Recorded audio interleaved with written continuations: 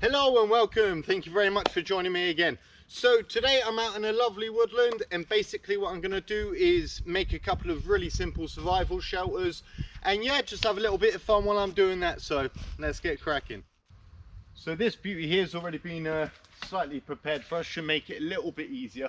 Though if ever you're somewhere that doesn't have any standing trees, anything like that, you can always use any branch with a kind of Y V shape at the end. That'll allow you just to place that into there, and as you can imagine, make a form on the top, whether it be a triangular formation. Usually works best, but square also works. Yeah, and then basically you can slack a load of these. Just double check the size from underneath it.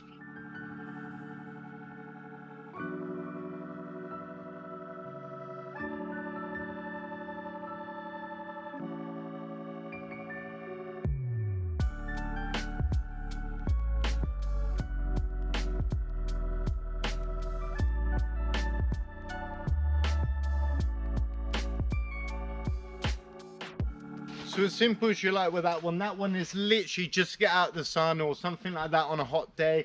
It's not going to do you through winter. It will do if you continue, for example, cross hatching some of the top bits. If I was now to place some wood across the opposite way and stuff like that, I could obviously block it off. Also, you could just start fitting wood in between there, and then bring it down, and then basically make yourself a couple of doors. So this side you could box it there, and even box it back in, so you could turn that into a full survival shelter, so to say.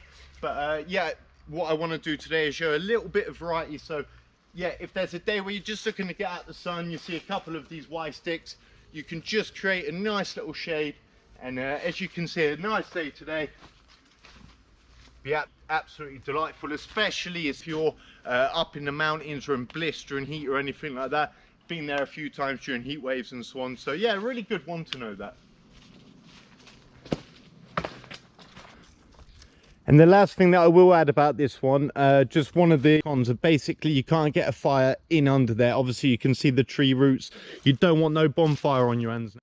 Right, so this is one that I've actually used before. Feeling a little bit Blue Peter style there, isn't it? This is one that I've done earlier. But yeah, basically freestanding tree, absolute brilliant if you can get one that has an angle like this. I'll give you a slight look around. So it holds position with the top ones up to there, which means that the second base have their own stability coming back off of there. Gives you a lovely angle to it as well. Anyways, I'm going to fill that one up now, and we'll have a look at the pros and cons of this. I've just prepared a load of the wood that I'm going to add on. If you do get any of these little hitches and that in the wood,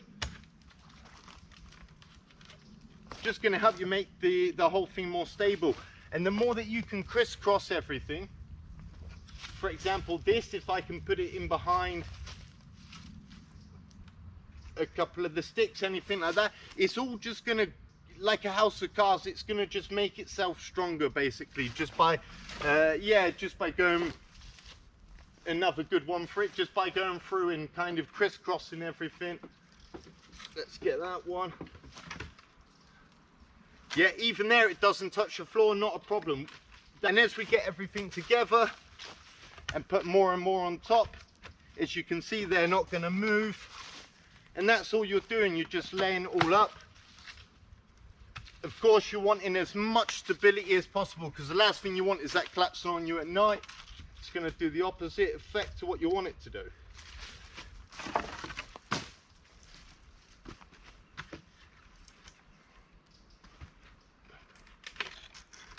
Weave that bad boy through. So you see there, it's kind of just interlocking with everything.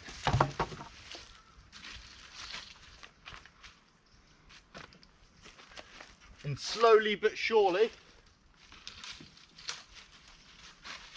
we'll have it looking peach. I think I may need a few more sticks.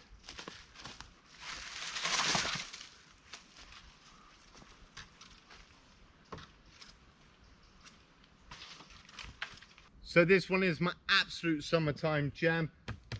Solid as rock, not going anywhere, that one. And yeah, this one gives me very much tarp kind of vibes to it, because you obviously you've got a nice opportunity to view anything that's there. Load of space in there as well, can have a nice lie down. Nice area for a fireplace, got a log there. You've got a very camp vibe with this one, and as I say, it's my absolute favorite. Can't go wrong with it. If it was in the winter, I'd go for the same one as well, but with longer sticks at the back and basically stretched out further, so you've got more space underneath, and obviously just fill the gaps and so on and so forth. In the summer, you're probably going to want the gaps, and I tell you why. It gets really hot. If you do have to cook something with the fire, just having that little bit of breeze, that little bit where the smoke can clear through. If it does come here, you don't want it kind of all trapping here. And yeah, like I say, that one's absolute peach. And what I will say, I've said it before, free fallen wood, it's absolutely everywhere. I mean, you don't, when I see some videos where people are out here cutting a load of trees down, come on, man, come on, that ain't building a survival shelter, is it?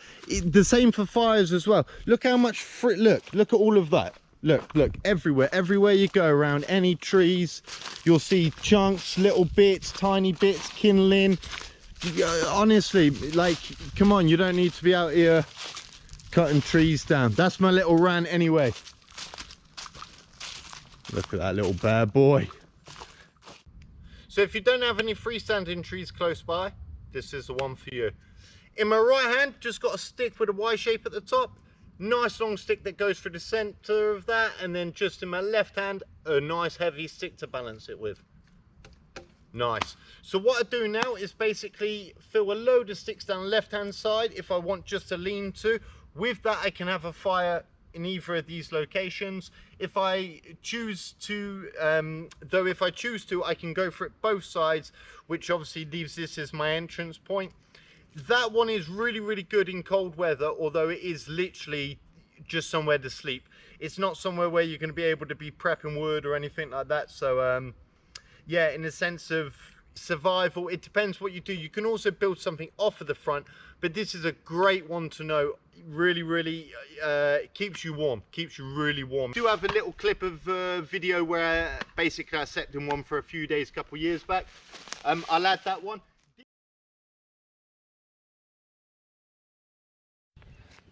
As you can see now, this time I have gone slightly up to this hill just to try to give a little bit more height, but you can do it straight to the ground as well. Obviously you get more of an angle as you do that. This one is really good first starter for, in particularly for kids and parents. Obviously if you're out with your children, this one's a really good one, and it just teaches a nice bit of balance and that as well, because obviously, as I've said, no strings, no saws, anything like that. So beauty.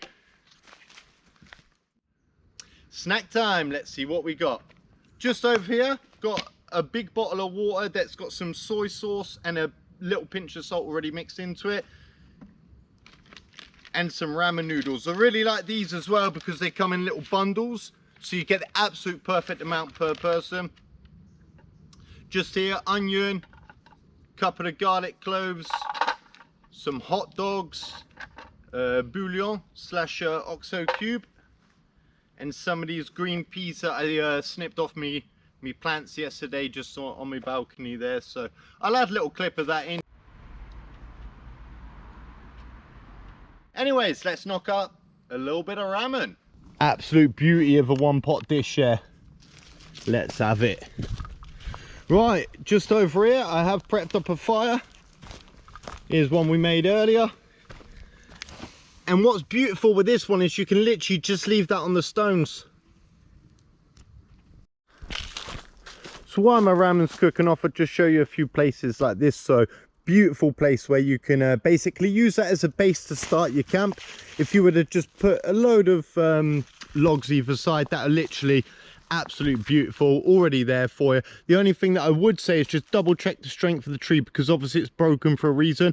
Have a good tug on that a couple of times and you'll know if that's going to last the night or not. Probably not the best for a long-term solution, but anyways, let's go and have a look to see a few other spots where we could possibly build one.